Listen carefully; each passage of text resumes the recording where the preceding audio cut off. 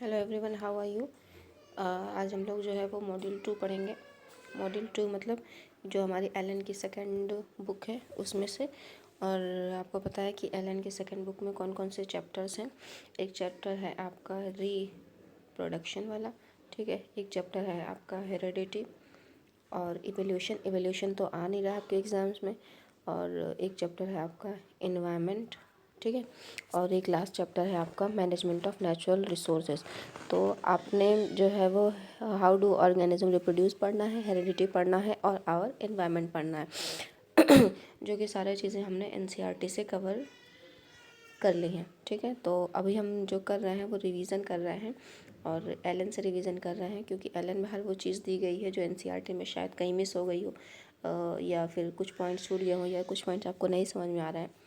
तो ये एलन में सारा कुछ आपका दिया हुआ है, ठीक है। तो आज हम लोग डिस्कस करेंगे बेसिकली चेक योर कॉन्सेप्ट के ऊपर, कि जो प्रीवियस जब चैप्टर स्टार्ट होता है तो आपने जो भी चीज़ें पढ़ी हुई हैं उसके बेसिस पे कुछ क्वेश्चंस एलन ने दिए हुए हैं बुक के बीच बीच में, ताकि आप इन क्वेश्चंस को पढ़ें और जो प्रीवियस आपने पढ़ा हुआ है आपका क्लियर हो जाए।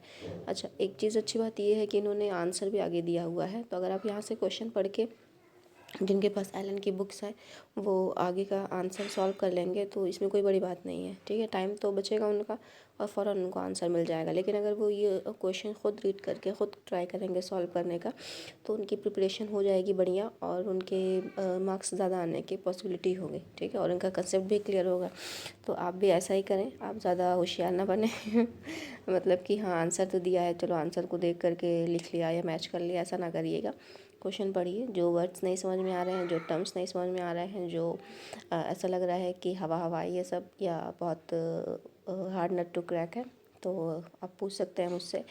और क्लास में भी पूछ सकते हैं, पर्सनली पूछ सकते हैं। जब मैं फ्री रहूँगी तो मैं आपको रिप्लाई ज़रूर करूँगी, क्योंकि मेरे भी एग्ज़ाम्स हैं और एग्ज़ाम मेरा बहुत ज़्यादा इम्पॉर्टेंट है इस बार। तो इस वजह से मैं बहुत हर वक्त नहीं फ्री रहती, लेकिन जब मैं फ्री रहूँगी तो इंशाल्लाह आपको रिप्लाई कर दूँगी, ठीक है। बाकी जो है ये क्वेश्चंस क्या क्या रहा है आपके इसमें दिया हुआ है 1 2 3 4 4 क्वेश्चन दिए हुए हैं। वो क्वेश्चन जो बेस्ड है वो किस चीज़ पे बेस्ड है, कि जो बाइनरी फिजन है और मल्टीपल फिजन में क्या डिफरेंस है, ठीक है। तो आपको करना क्या है, जो आपने बाइनरी फिजन लिखा हुआ है उसको पढ़िए, उसके एग्जाम्पल्स पढ़िए, और जो मल्टीपल फिजन लिखा हुआ है उसको पढ़िए, उसके एग्जाम्पल्स पढ़िए और फिगर बनाइए। तो यही दोनों जो होते हैं वो डिफरेंस हो जाएंगे आपके, ठीक। अच्छा, नेक्स्ट के लिखा हुआ है कि can you think of a reason why more complex organism do not reproduce, ठीक है, by means of simple reproductive methods like fragmentation. तो कह रहा है कि जो हायर, जिनकी बॉडी बहुत ज़्यादा मल्टी सेलुलर है, जिनकी बॉडी बहुत ज़्यादा कॉम्प्लिकेटेड है, जिनकी बॉडी में बहुत सारे सिस्टम लगे हुए हैं, वो लोग जो हैं वो सिंपल तरीके से क्यों नहीं रिप्रोड्यूस कर पाते हैं, ठीक है। क्या आप ऐसा सोच सकते हैं? अगर ऐसा है तो रीज़न दीजिए, और अगर ऐसा नहीं है तो भी रीज़न दीजिए। तो बहुत इजी है, दिमाग ज़रा सा लगाएं, हल्का सा भी समझ में आ जाएगा, ठीक है। बाकी नेक्स्ट क्वेश्चन जो है वो आपको कह रहा है write two advantages of reproduction by spore formation, ठीक है। दो एडवांटेज क्या हो सकता है स्पोर फॉर्मेशन से। स्पोर फॉर्मेशन का मतलब क्या होता है कि कुछ सेल्स होती हैं जो रिप्रोडक्टिव सेल होती हैं, वो चारों तरफ अपने चारों तरफ एक सैक लाइक स्ट्रक्चर बना लेती हैं, जिसकी वजह से वो सेफ रहते हैं। जब वो मैच्योर होते हैं, ग्रो होने वाले होते हैं, जब उनसे नया प्लांट या नया ऑर्गेनिज्म बन सकता है, तब वो बाहर निकल के आते हैं और नई प्लांट बॉडी बना लेते हैं। तो आपको ये बताना है कि ये जो स्पोर फॉर्मेशन कर रहे हैं ये जो है वो बेनिफिशियल क्यों है, ठीक है। मतलब एडवांटेज क्या है इसका, दो एडवांटेज क्या हो सकता है कि स्पोर फॉर्मेशन किस तरीके से बेनिफिशियल है, ठीक। तो अब थोड़ा हल्का सा दिमाग लगाएं, थोड़ा सा, और मिल जाएगा आंसर, बहुत ईजी है।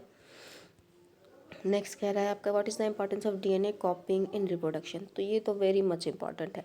अगर ये कॉपी नहीं होगी तो हम अपने पेरेंट्स से कैसे सिमिलर होंगे, ठीक है। या हमें नई चीज़ें या हमारी बॉडी का स्ट्रक्चर या हमारे जो है वो जो जीन होते हैं जो हमारे कैरेक्टर डिसाइड करते हैं, वो सारी चीज़ें कैसे हो पाएंगी, है ना। तो आप थोड़ा सा सोचें, रिलैक्स रहें, एक क्वेश्चन को 4 बार पढ़ें तो फ़ौरन आंसर आपको मिल जाएगा, ठीक है। कोई भी चीज़ जो है वो क्वेश्चन पढ़ के या कोई टॉपिक जो है वो नहीं समझ में आ रहा है तो ऐसा कुछ नहीं होता है। आप 3 बार 4 बार पढ़ें कंटिन्यू उसको। जैसे अभी पढ़ा आपने, नहीं समझ में आ रहा है तो कोई बात नहीं, नेक्स्ट डे पढ़िए, 2 बार रीड कीजिए, तीसरी बार आपको खुद ब खुद समझ में आ जाएगा, क्योंकि ये सारी चीज़ें पढ़ाई जा चुकी हैं। अगर फिर भी नहीं समझ में आता है तो I am here to resolve your problems, okay. So ये सारे क्वेश्चंस आपको करने हैं अगर करके मुझे आपको दिखाने हैं, ठीक है। क्वेश्चन लिखिए, उसके आंसर मुझे सेंड करिएगा 9:30 बजे तक, ठीक है। अगर नहीं आ रहा है तो आप कल का टाइम भी ले सकते हैं, 24 घंटे का टाइम आपके पास, कभी भी सेंड कर सकते हैं, लेकिन ये फेयर में होना चाहिए ताकि आपकी कॉपी में स्टोर हो जाए क्वेश्चंस, ठीक है। अच्छा, नेक्स्ट चीज़ क्या है, हमें क्या आगे पढ़ना है, वेजिटेटिव प्रोपेगेशन के बारे में पढ़ना है। क्या पढ़ना है भाई, कि जो एसेक्सुअल का मेथड होता है जिसमें प्लांट जो होते हैं जिसके वेजिटेटिव पार्ट्स, जिसको मैंने बताया था आपको क्लास में कि रूट हो गया और स्टेम हो गया और लीव्स हो गई, ये वेजिटेटिव पार्ट्स होते हैं प्लांट के। यहाँ से नए प्लांट बनते हैं तो उन्हीं को कहा जाता है वेजिटेटिव प्रोपेगेशन, ठीक है। 2 तरीके से हो सकता है ये आपका, एक हो गया नेचुरल, एक हो गया आपका आर्टिफिशियल। अब नेचुरल में भी कई चीज़ें होती हैं, आर्टिफिशियल में भी कई चीज़ें होती हैं, ठीक। नेचुरल में क्या हो गया, लीफ के थ्रू हो रहा है, स्टेम के थ्रू हो रहा है ना।